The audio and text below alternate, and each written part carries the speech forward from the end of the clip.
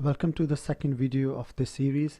In the previous video, we briefly talked about the basic concepts of Relational Database Management System, SQL, and Microsoft SQL Server Management Studio.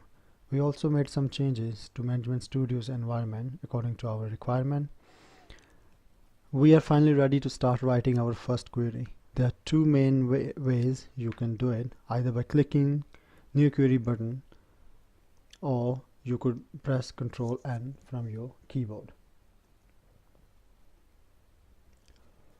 Before start writing the actual query, it is useful to add comments, which is a brilliant idea. Comments give you a reminder when you come back to your code after a few weeks or maybe a few months, and it is hard to remember everything.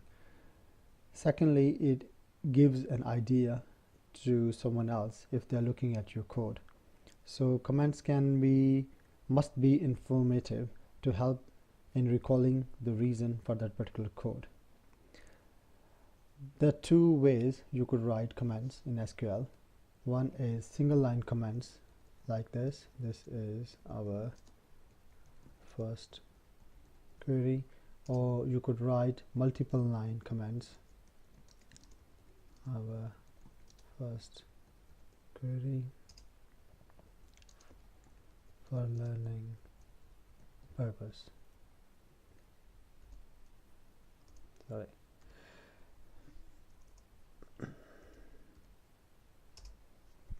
After writing the comments, we are going to start writing our first query.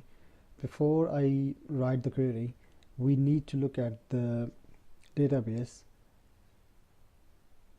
From the drop-down menu, either we could choose the name of the database we will be working with, or you could write the keyword use clinical system, and this is name of our database. The most important keywords in SQL are select and from.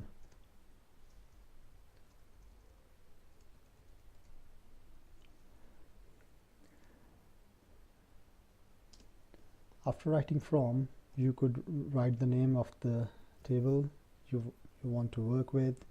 We will be choosing table operations, and then we can write the name of our fields. The first field we are going to choose is operation date. Then second one is operation name. As you can see, between both the fields I put a comma in between.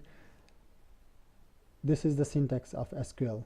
Either you can put the comma at the end of the field, or you can write at the beginning of the next field.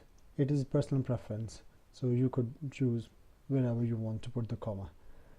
The other way you could choose to add the fields is either you can go into database, locate your table, and then we are working in operations table, and in operation you click columns, and if we want to bring operation time, we could drag the field like this. To see the results of this query, we need to execute the code. There are two ways we can execute the code. Either we could click execute button or press F5 from our keyboard, and it displays the result of our basic query. The first column or the field, it shows operation date, second one is operation name, and the third is operation time.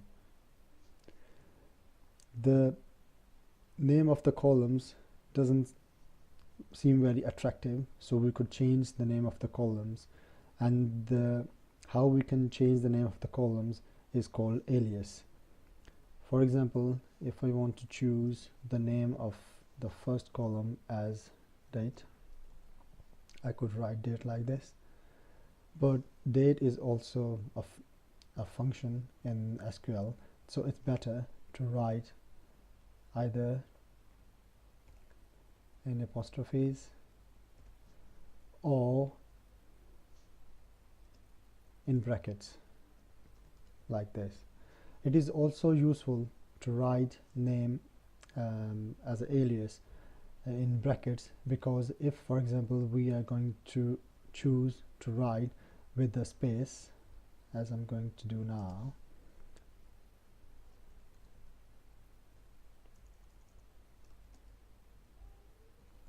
operation space time, and if I execute this, it won't work.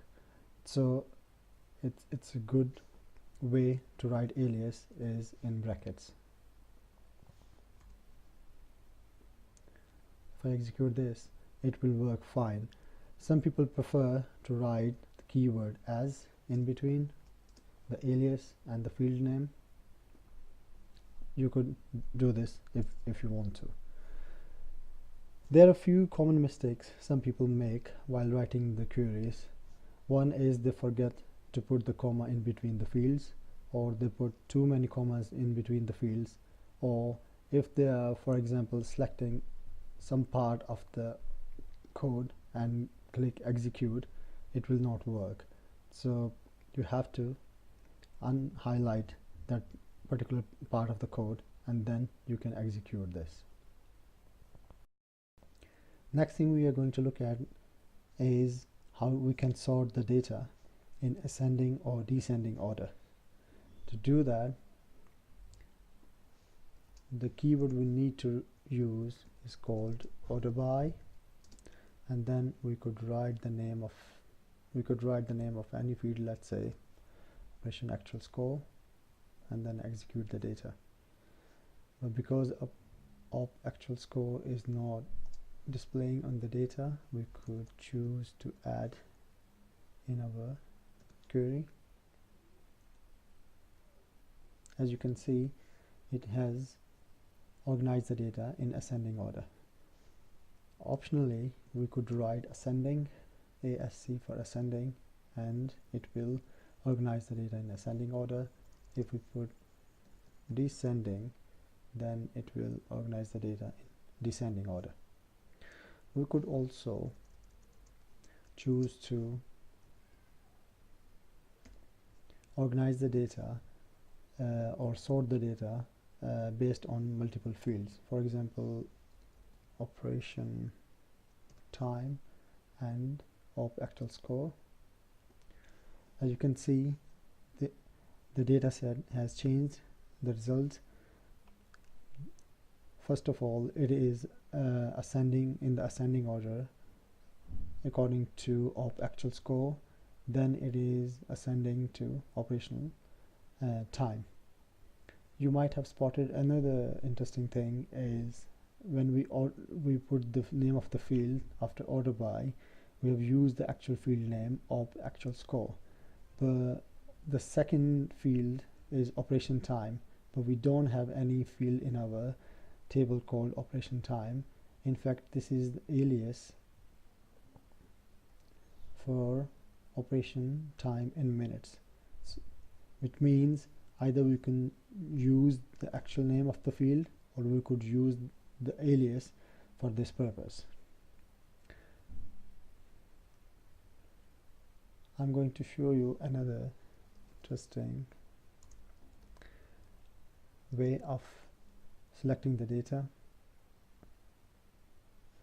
Let's choose to display only top 5 rows from our data, and it is displaying just first 5 rows from our table.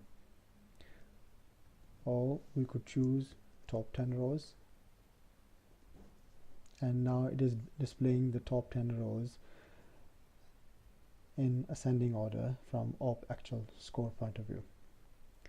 But if we add additional words like with ties, by adding this keyword, it will change the result completely. When you execute this, sorry, if we do descending order, then it will display properly. As you can see, rather than displaying 10 rows of data, it is displaying 12 rows of data, and the reason for that is because these three records have the same value.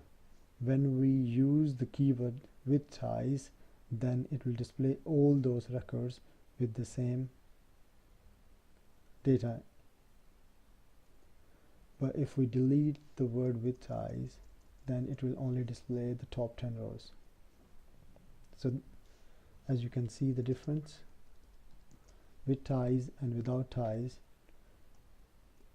With ties means like wherever the data is same, it will display in our result set. So this concludes our second tutorial. I hope you enjoyed it. Please post your comments and feedback. There are more videos available to watch and learn from, so please don't forget to subscribe, and I'll see you in the next tutorial.